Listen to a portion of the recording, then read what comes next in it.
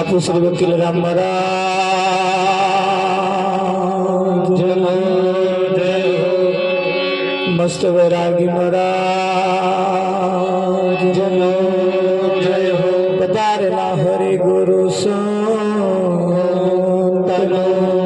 जय हो।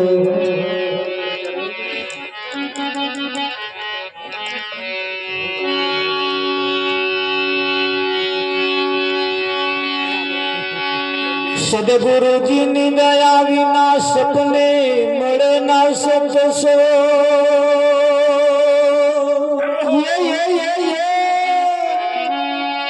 કૃપા થાય ગુરુદેવની તો ભક્તિ માં આવે।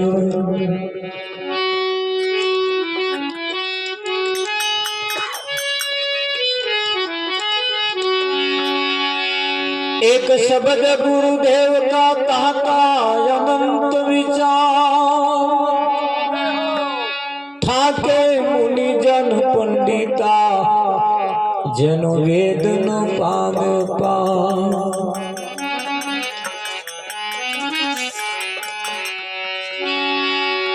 सब गट मेरे साइया कोई गट खाली नहीं।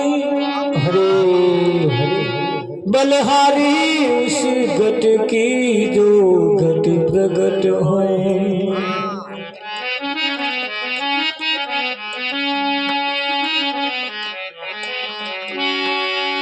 लाली मेरे लाल की जित देखो तित लाल। लाली देखन में चली मैं भी हो गई लाल।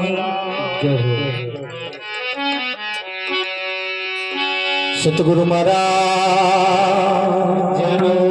जय हो। कृष्ण कन्हैया लाल जय हो।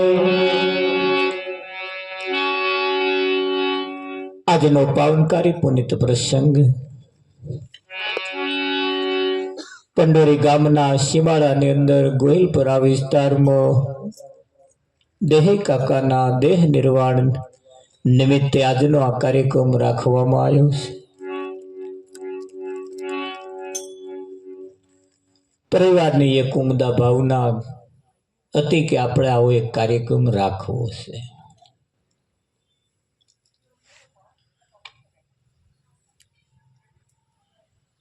જ્યારે આવા કાર્યક્રમ આવો જ્યારે આકાર લઈ રહ્યો હોઈએ ત્યારે એ સભાના આપણે સહભાગી જ્યારે બન્યા હોઈએ ત્યારે આપણે બધા ખૂબ ભાગ્યશાળી છીએ। ગામમાં કોઈ એવા વ્યક્તિને ઘેર કંઈક પ્રસંગ હોય અને એના ઘરનું કંઈક આમંત્રણ મળે ને એટલે આપણને આનંદ થાય ને પ્રતાપ કે મારે આમંત્રણ છે। નહીં આમંત્રણ મળ્યું એના મોઢાનું નૂર અને મળ્યું છે આમંત્રણ એના મોઢાના નૂરમાં ફેર હોય।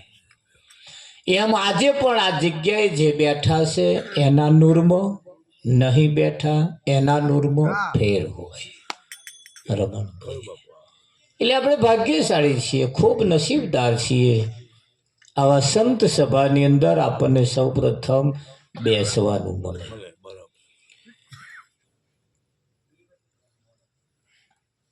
એવું કહેવાય છે કે ભાઈ અમારા નવરંગ મહારાજે કહ્યું કે ભાઈ પોતાનામાં રહેલા પરમાત્માને અભાગી કહેવા। ભાગી એટલે જેના ભાગ્યમાં ન હોય એ। આ સંત સભાની અંદર જે ન બેસી શકે એ પણ અભાગી એટલે કે જેના ભાગ્યમાં નથી એ ન બેસી શકે। ભાગ્યમાં હોય તો બેસી શકે। ભજનના આનંદ આ કાર્યક્રમ ચાલે ને રાતે 12 વાગે પ્રસાદ વેચાયો। પ્રસાદ બહુ સરસ બનાવેલો હતો। વેચતા વેચતા વેચતા અડધે પહોંચ્યું એટલે એક જણાને એમ થયું પ્રસાદ સારો દેખાવે સારો લાગ્યો એટલે અહીંયા ઘર જઈને થઈ રહ્યો એટલે ભાઈ બીજો કથરોટ લેવા આવ્યા। એટલે પેલા મને એવું વિચાર્યું કે હવે પ્રસાદ બહુ સારો છે વિઠ્ઠલ મહારાજ પણ માપનો જ આલ્યો છે અને બીજી વખત લેવો જોઈએ। પડતા બીજી વખત લેવો જોઈએ। એટલે એણે વિચાર્યું કે હવે અહીંથી પતી ગયું છે એટલે અહીંથી ચાલુ કરશે ને એટલે આ પ્રસાદ જે હતો એ પાછળ લઈ લીધો અમારે અને આમ લઈને બેઠો. ત્યાં પેલા એવા પેલ પાછી ચાલુ કર્યું. એની જ કને આયન પ્રસાદ થઈ રહ્યો. મહારાજે કહ્યું ભાઈ આરોગો પ્રસાદ. એટલે બધાએ આરોગવાનું ચાલુ કર્યું. પેલા કન આગલે પછી વખત આવી એ ના મળ્યો તો એના મન મગલાય પાછળ વાળો ખવું તે પાછળ વાળો લાવ્યો તાર હાથ ખાલી કૂતરું લઈ ગઈ. કૂતરું જો ભાગ્યમાં હતો છતાં ખાઈ શક્યો નહીં. હાથમાં હતો. કઈ હતો? હાથમાં હતો પણ ન ખાઈ શક્યો. એની પાછળનું કારણ કે અભાગી છે, જેના ભાગ્યમાં નથી. અને જેના ભાગ્યમાં છે, જેના ભાગ્યમાં છે એ આ બાબતને પામે છે. એટલે જીવન એ બહુ કિંમતી છે. આ જીવનની અંદર કોક વાર આપણને આવો વખત મોકો મળે. ભજન તો બધા બહુ ચાલે છે, ભજન તો બધા બહુ ગવાય છે, મંડળો બધા બહુ ચાલે છે, ટીવી ઉપર ચાલે છે, મોબાઈલ ઉપર ચાલે છે, બધું જાત જાતના વિઠ્ઠલ મારા ચાલે છે બધું. પણ જ્યાં જ્યાં જુઓ ત્યાં ત્યાં તમારે કંઈક ખાલી ગવાય છે. શું કહેવા માંગે છે એનો ભેદ ત્યાં જ કોઈ જણાવતું નથી. એ વાત પણ કોઈ કરતા નથી, બસ ગાગા કરે છે. એક એવું ભજન છે, એક ભજન એવું છે નરી હોંભર હોંભર જ કરવાનું. મોબાઈલમાં વાગતું હોય ને હોંભર હોંભર કરવાનું. ઘણા મને ફોન કરીને કે આવું મળ્યા હોય તારે કે ભજન દરરોજ હોંભરતે ઊંઘી જઈએ. એટલે મને એવું લાગે કે આપણે હાલા ગાતા હોય એવું. હોંભરતા ઊંઘી જાય એટલે અમને એમ કે હાલા ગાય છે. એટલે નહીં પેલો છોકરું ઊંઘી જતું હલો કરીએ એમ એમને ભજન આલા જેવું લાગે. ભજન એક જ છે, અનેક પ્રકાર, પણ જેને જેને ભજન કેવો કેવો ફાયદો કરે છે એ એનું પરિણામ બતાવે. એનું પરિણામ બતાવે. અને એ ભજન શું કહેવા માંગે છે એનો સાર જ્યારે આપણે સમજીએ ત્યારે જ આપણા જીવનનો ધ્યેય પ્રાપ્ત થાય. ત્યારે ધ્યેય પ્રાપ્ત થાય. એટલે તારે બધી જગ્યાએ એની વાતો થતી હોય એવું નથી હોતું. ઘણી ખરી જગ્યાએ ખાલી ગાવું જ પડતું હોય છે. તો તમારું કોઈ હોંભરવા વાળું ના હોય. તો કોઈ હોંભરવા વાળું ના હોય. અત્યારે જો બધા બેઠા છે પણ કંઈકનું શરીર અહીં બેઠું છે, મન ઘેર ફરતું. એટલે નરક શરીર એકલું બેસી રહી એ ના હોંભરે તો મનથી હોંભરવાનું. પાછું કેવું? મનથી હોંભરવાનું. એટલે શરીર એટલે તન અને મન બંને અહીં હોવું જોઈએ. અને એ જેનું તન અને મન અહીં છે એને સંભળાય છે. ઘણી વખત આપણે પૂછે ખરું પેલું શું કહ્યું તું સારું ખબર ના મને પેલા અમને જો વાતો કરવામાં રહ્યો ને એમ જ જતું રહે, કાં તો એમની હોમે જોવામાં રહ્યો ને એમ જ જતું રહે. થાય છે ને એ બોલ્યા ખરા કહીશું પણ મારા ધ્વન ઉપર ના આવ્યું સારું.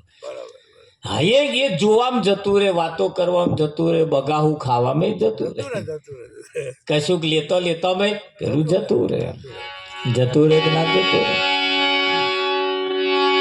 આવો જેના નામે ભેગા થયા છીએ આજે આપણે એમના ગુણગાન ગાવાના છે. એટલે બધા થોડા થોડા ઓઠ ફફડાવતા રહેજો. અહીંયા જે વાણી ગવાય એ વાણી આપણે ઝીલવાથી ગાવાથી આપણી વાણી પવિત્ર થાય. શું થાય? પવિત્ર થાય. તમારે બધાને એવું નહીં સમજવાનું ઉપર વાળાનું ચકાલ્યું આ તો આપણા બધાના રોજમાં વાત આપણા ફાયદાની. અને આપણી વાત જ્યારે કોઈ કરતું હોય ત્યારે એમાં ધ્યાન થોડું રાખવું એ જરૂરી છે. સતગુરુ મહારાજ કૃષ્ણ કનૈયાલાલ તો जीवन में ऊँघ बीतायूं ये वाळू वाजे वायु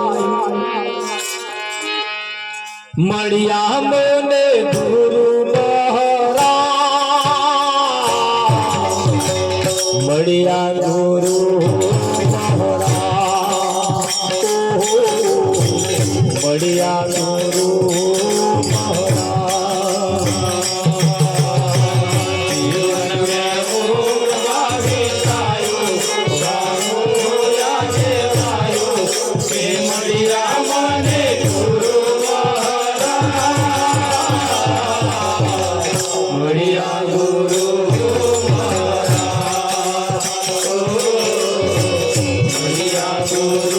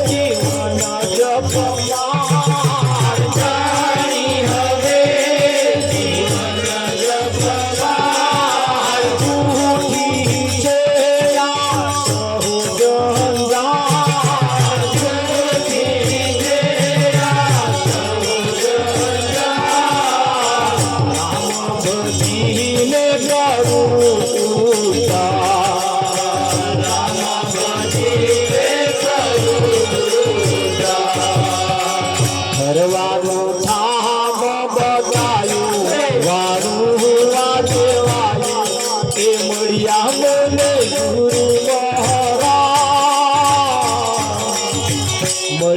गुरु महरा मड़िया गुरु महरा जीवन में ऊँघ बीतायूं मड़िया मोने गुरु महरा मड़िया गुरु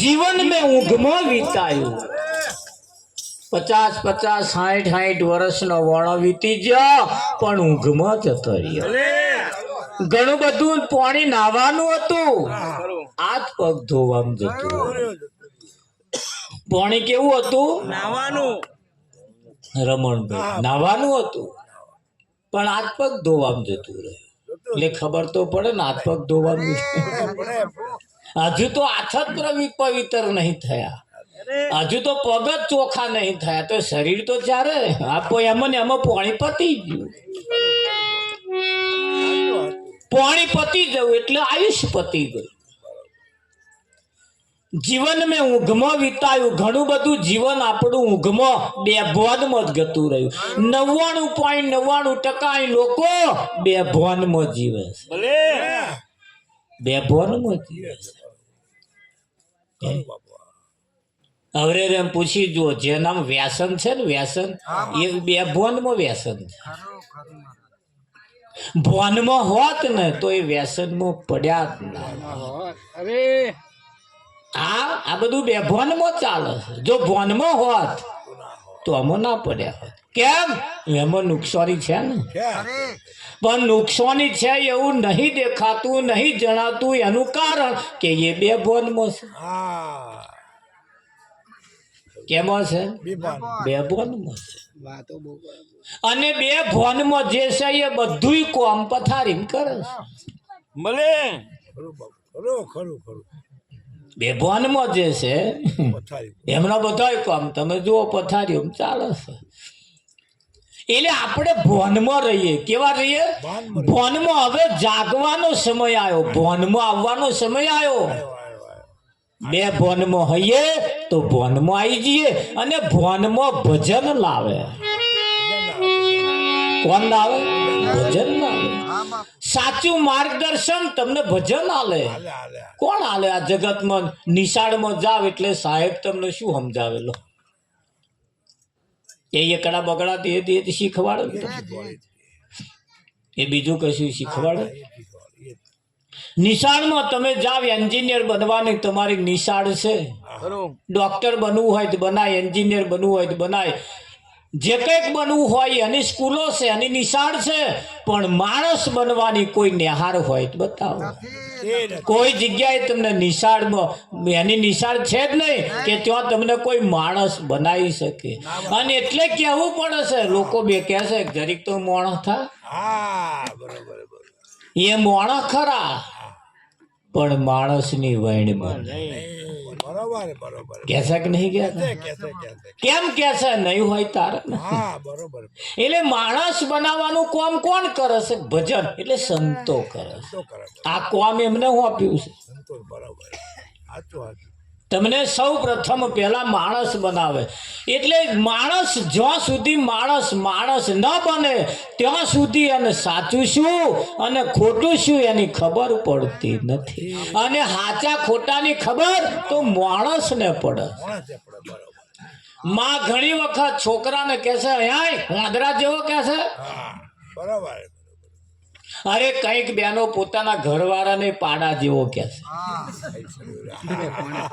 પાડા જેવો હવારાનો પડી ગયો. એ વાંદરા જેવો કેમ કે છે? વાંદરા જેવો એના લક્ષણ છે. એટલે તા પાડા જેવો કેમ છે? પાડો ખાઈને પડ્યો રહે એવો આવો ખાઈને પડી રહ્યો છે. એટલે પાડા, જો પાડા જેવા લક્ષણ જેનો છે એને પાડો કહેવાય, અને વાંદરા જેવા લક્ષણ હોય અને વાંદરો કહેવાય. અહીં માણસ લક્ષણથી ઓળખાય. તમારો લક્ષણ કેવા છે? એટલે લક્ષણ જેના જેવા હશે. દૂધ વેચે અને દૂધવાળો કહેવાય, બટાકા વેચે ને બટાકા વાળો કહેવાય, કેવા કેરા વેચે ને કેરા વાળો કહેવાય. કહેવાય કે ના? આથી રાખે ને આથી વાળો, પાડો રાખે ને પાડા વાળો, આખલો રાખે ને આખલા વાળો, ગાયો રાખે ને ગાયો વાળો, ભેંસો રાખે ને ભેંસો વાળો. કહેશે કે નહીં? તો માણસ કેવી રીતે ઓળખાય? તો એના લક્ષણથી ઓળખાય. એટલે કેવું પડ્યું, હજુ બદલી લો સંસ્કાર. હજુ બદલી લો સંસ્કાર. અને જ્યાં સુધી સંસ્કાર ન બદલાય ત્યાં સુધી માણસ બની શકતો નથી.